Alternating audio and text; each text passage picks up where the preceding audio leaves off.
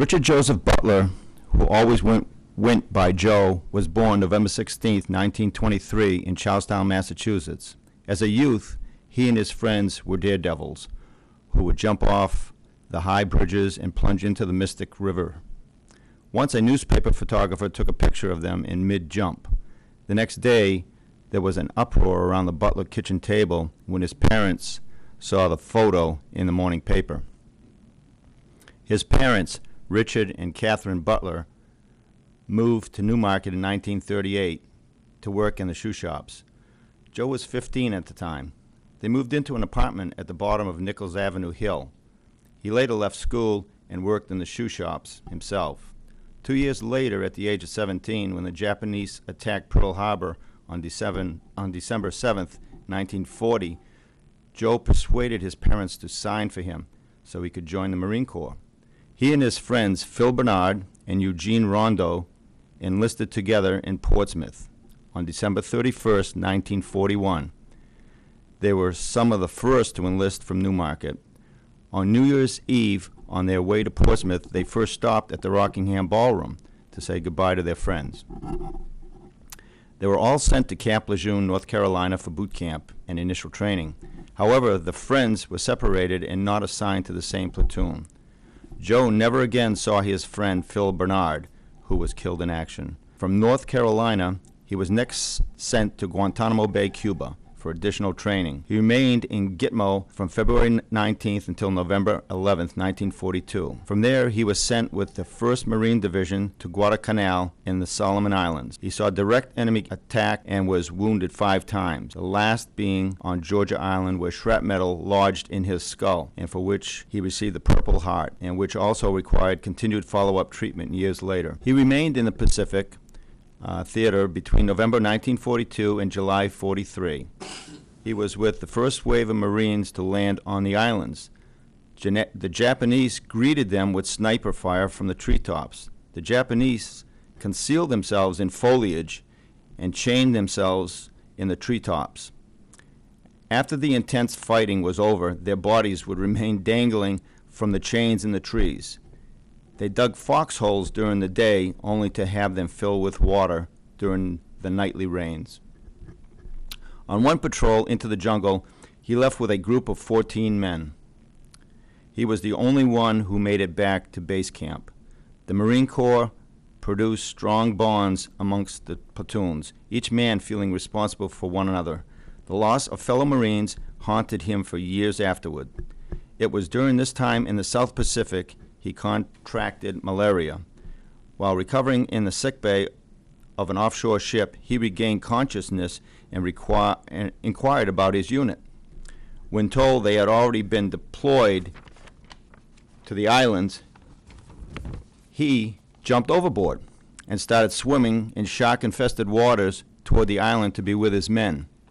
A rescue boat was immediately launched and he was brought back to the ship.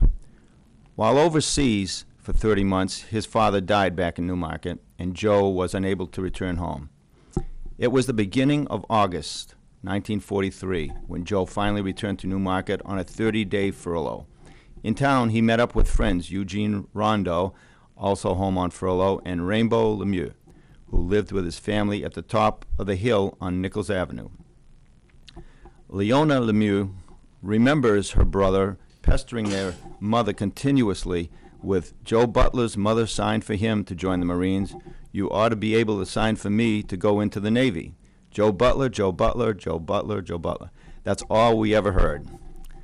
Leona had seen Joe going to and from work in the shoe shop before the war, but she never really knew him.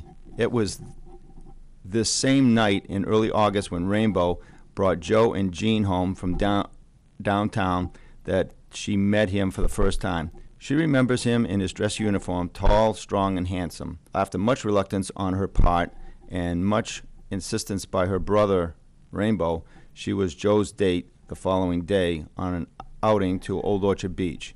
It was a family affair with several couples going. At the end of Joe's 30-day leave, he and Leona were married. At the end of August, just married, and at the end of his furlough, Joe returned to Camp Lejeune, where he was now permanently assigned. Leona, employed at the Portsmouth Naval Shipyard, didn't see him again until November, when he was admitted to the Portsmouth Naval Hospital for a reoccurring bout of malaria. Against his advice, she quit her job and was determined to move to North Carolina to be with him, despite his objections that the camp was a pit and no place for her. Bags were packed and they were set to leave when he received orders transferring him to Portsmouth. There he remained doing sentry gate duty until his final discharge on October 11, 1945. On VE Day, Leona recalls they were living on Nichols Avenue with her parents when the entire neighborhood turned out into the streets to celebrate. After his discharge, he located a job at a distillery which was housed at the former McAllen building. There he shoveled potatoes into the distillery cauldrons. Joe left the distillery for work in the shoe shop as a laster. Later he became a maintenance man responsible for the running of all the machinery at Roy's Shoe until his retirement. Always a hard-working man, at the end of a working day at the shoe shop, Joe opened his cobbler shop, now where the Riverbend restaurant is located. He opened that every night and on weekends. Leona assisted in the cobbler shop doing fancy hand stitching. Joe was also an assistant fire chief in town for years, as well as a member of the Eagles and an active member of the Color Guard for the American Legion. They found a home in New Village before moving to Packett's Falls Road in 1966. He and Leona raised their three children, all of whom attended Newmarket schools.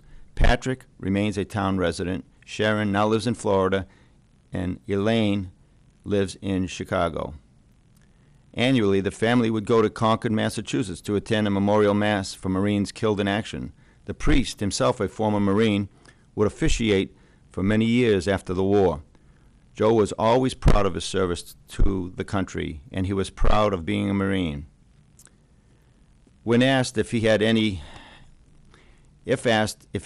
second thoughts about his time in the military, his wife replied, he would have said, "I'd do it all over again." Joe Butler died on January 27, 1993, at the age of 69. He's buried at Calvary Cemetery.